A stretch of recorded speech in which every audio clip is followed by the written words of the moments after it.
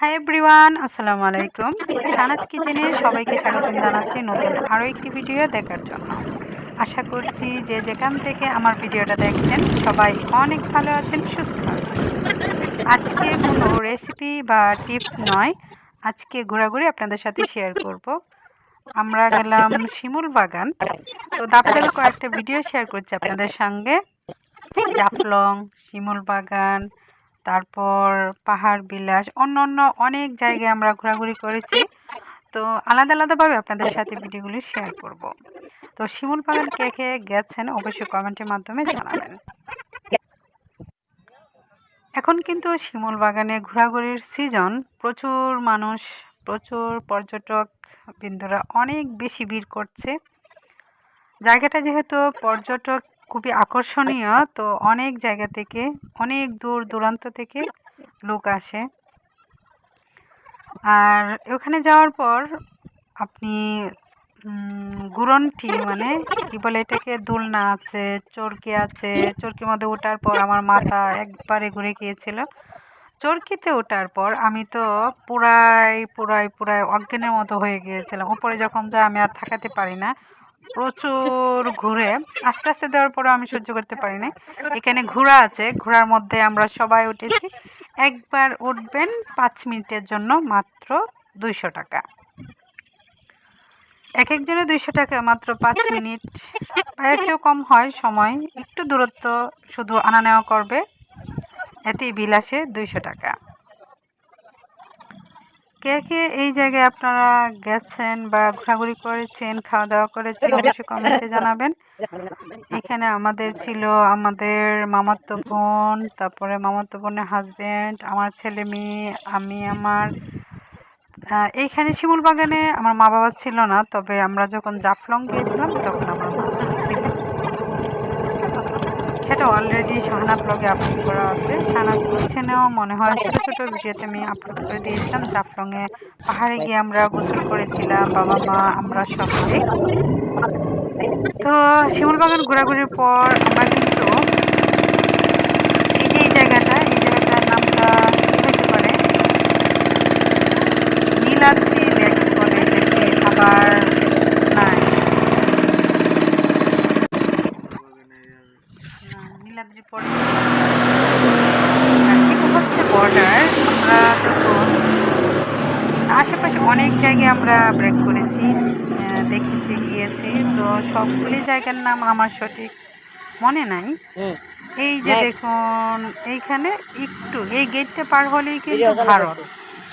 তো ভারতের বিএসএম এরাও আছে। এই যে এই জায়গাটার নাম কি? নীলাদ্রি। ও আচ্ছা, এটাই না, এটা তো নীলাদ্রি লেক হইতে পারে না। ও আচ্ছা আচ্ছা, এটা নীলাদ্রি লেক। জায়গাটা খুবই সুন্দর, গেলে মনটা অনেক অনেক শান্ত হয়ে যায়, মনটা অনেক শীতল হয়ে যায়, মনটা ভরে যায়। প্রচুর মানুষ এখানে গোসল করে। তারপরে খাবার দাবার ব্যবস্থা আছে।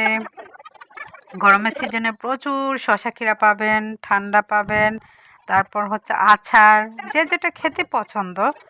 তো এইখানে মানে উপরে যে পাহাড় বা পাথর আছে ওইখানে যাওয়া নিষেধ, কিন্তু আমরা যেহেতু বিজিবিরাই হচ্ছে এখানে পাহারাদার বা ওরাই হচ্ছে দেখাশোনা করে, তো আমরা যেহেতু বিজিবির সদস্য, তাই আমাদের জন্য কোনো বাধা নিষেধ ছিল না। আমরা অনায়াসে পাহাড়ে উঠতে পেরেছি, ওইখানে ছবি তুলেছি, ঘোরাঘুরি করেছি, আমাদের জন্য কোনো সমস্যা হয় নাই।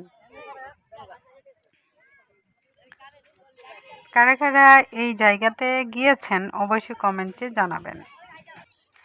নদীতে কিন্তু স্পিড বোট আছে, আপনি ইচ্ছে করলে ঘোরাঘুরি করতে পারবেন। বিল হয়তো বা একটু বেশি নেই, আমরা স্পিড বোটে উঠি নাই, আমরা লোক ছিলাম অনেক,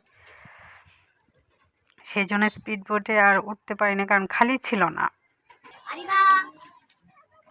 এই যে দেখুন, অন্য পাশ দিয়ে ঘুরে আসার পর এই পাশ দিয়ে অটো দিয়ে আসতে হয়, কারণ কি পুকুরটা বা নদীটা যদিও ছোট, কিন্তু ঘুরে আসতে অনেক সময় লাগে।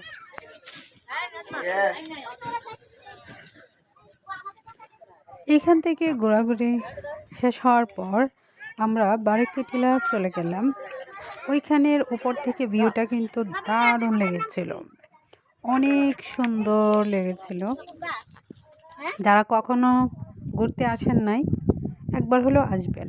বারিকেটিলা যাওয়ার জন্য অবশ্যই হুন্ডার প্রয়োজন। হেঁটে হেঁটে গেলে আপনার প্রচুর কষ্ট হবে, পা ব্যথা হবে, পা ফুলে যাবে, কোমরে সমস্যা হবে। কারণ কি, পাহাড় বেয়ে অনেক অনেক রাস্তা, কয়েক কিলোমিটার রাস্তা যাওয়ার পরেই কিন্তু আপনি বারিকেটিলা উপরে উঠতে পারবেন।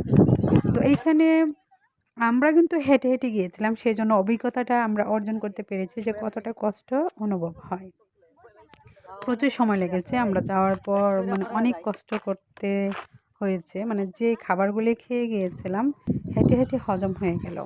ওখানে যাওয়ার পর লেবু শরবত পাওয়া যায়, আইসক্রিম পাওয়া যায়, ঠান্ডা জাতীয় জিনিস আপনি খেতে পারবেন, দোকান পাওয়া যায়, বিস্কুট, তারপর হচ্ছে শরবত অনেক ধরনের পাওয়া যায়। একটু জিরিয়ে ঠান্ডা খেয়েছি আমরা, শরবত খেয়েছি, তারপর শসা খেয়েছি। ভিতরটা ঠান্ডা হয়ে গেছিলো, একদম শীতল করার পর আবারও হেঁটে হেঁটে নিচে নামলাম। আপনি হেঁটে যাওয়ার পর হেঁটেই কিন্তু নিচে নামতে হবে, কারণ কি এক পাশ দিয়ে আমরা উঠেছি ঘুরে ঘুরে, আর এক পাশ দিয়ে নেমেছি। তো দুই পাশে আমরা ঘোরাঘুরি হয়ে গেল। যেহেতু আমরা ঘোরাঘুরির জন্যই গেলাম, হেঁটে হেঁটে দেখলাম, কিন্তু এতটা দূরত্ব হবে কখনো বুঝতে পারি নাই। আমার হাজব্যান্ডও বলে নাই যে এত এত অনেকটা দূর হবে। আর আমরা যেহেতু অনেক মানুষ, হুন্ডা নিতে গেলেও আমরা যেই সাইড দিয়ে উঠে আসছি সেই সাইডে কিন্তু আবার হুন্ডারও ছিল না। ওটা থেকে নামার পর আমরা সরাসরি হোটেলে চলে আসছি। হোটেলে আসার পর আবার